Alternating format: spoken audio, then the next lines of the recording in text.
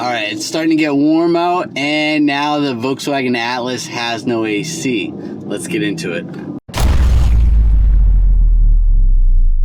If your AC isn't working, there's some things you want to check before just going ahead and replacing the AC compressor. You want to start the vehicle, turn the AC on, and you want to listen for a click.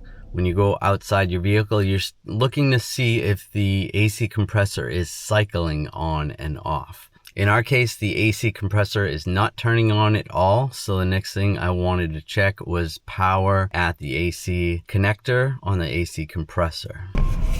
If you want to test to confirm that your AC compressor is not working, this is the connector you want to disconnect right here. There you go. And then with the vehicle running and the AC turned on, you should have 12 volts at this plug. If you have 12 volts at this plug, then you know the AC compressor is not turning on. It would be nice if you could replace just the clutch, but you can't, or I haven't found one available, so I have to replace the whole compressor. My initial thoughts were that it might be a AC condenser. So you can check behind the grill and see if you see anything obvious.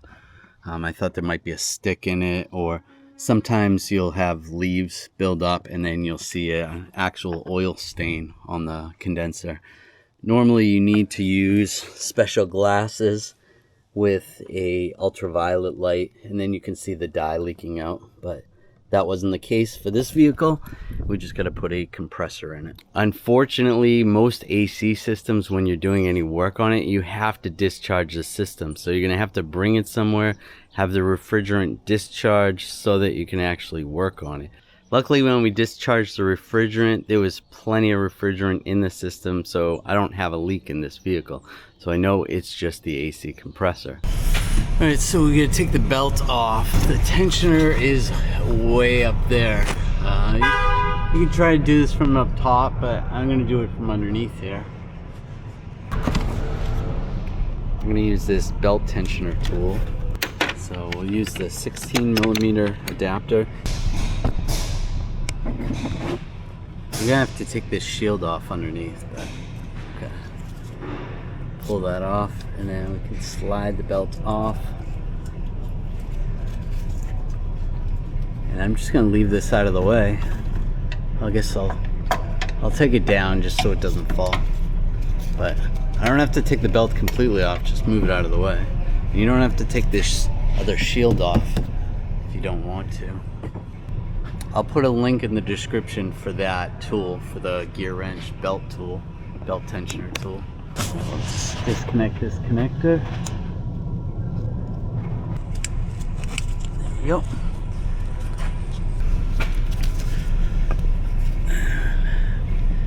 We'll disconnect this connector. Just push on the tab. That's it. The two fittings on top of the compressor, I'm just gonna tie this coolant hose out of the way. I'm not gonna take it off. Just tie it out of the way. Just pull that out of the way. Now I can access those fittings. So we're gonna use a T45 socket. Not much room up here.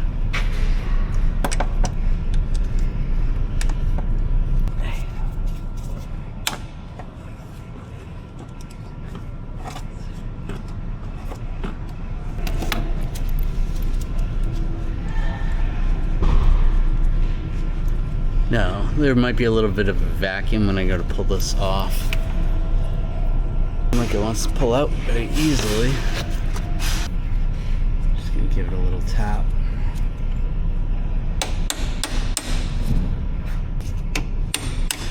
There we go.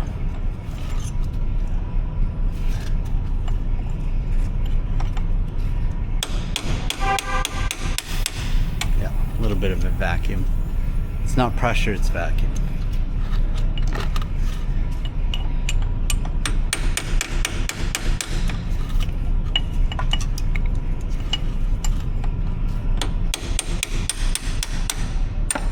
Yep. Pull that off, out of the way.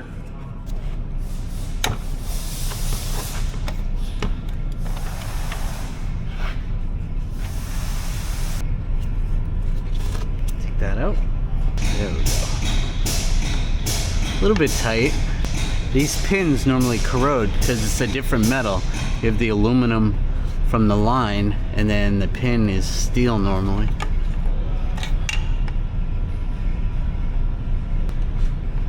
So unlike metals, you get a little corrosion. All right, that's good. Slide that out of the way. Now the only thing holding it in is the bolts. All right, so this makes it easy to get this bolt out. All right, 13mm socket.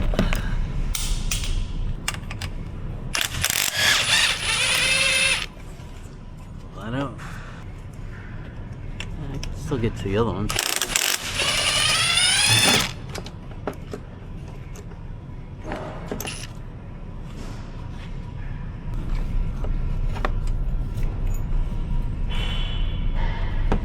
Go. Just loosen that up a little bit. Take this last one out.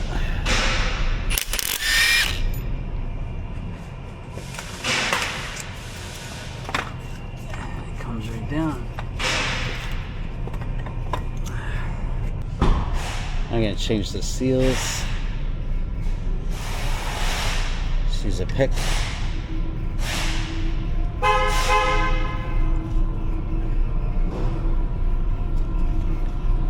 Lubricate the seal. Take the other one off as well.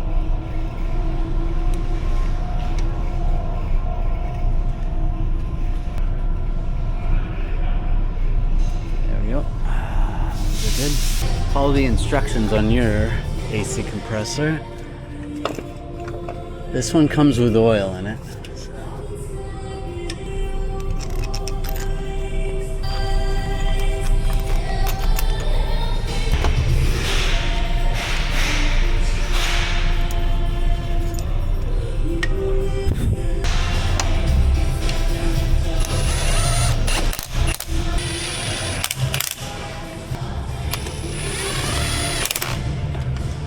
Torque those to spec.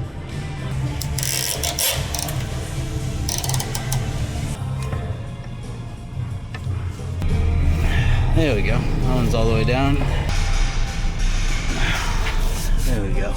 Alright, those are both in. Get the bolts in.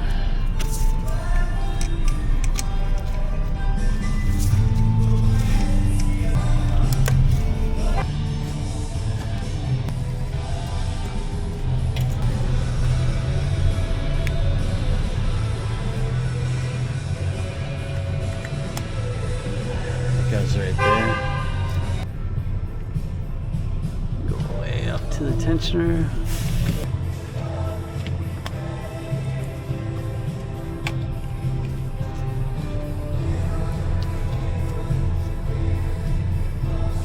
Alright, that looks good. It's on all the pulleys. After you're done, you want to have the system recharged and you should be good to go. So that's it. It was that easy. This compressor is actually a pretty easy one to replace on your own. So thanks for watching. Check out some of my other content. There will be a video linked up here. Thanks.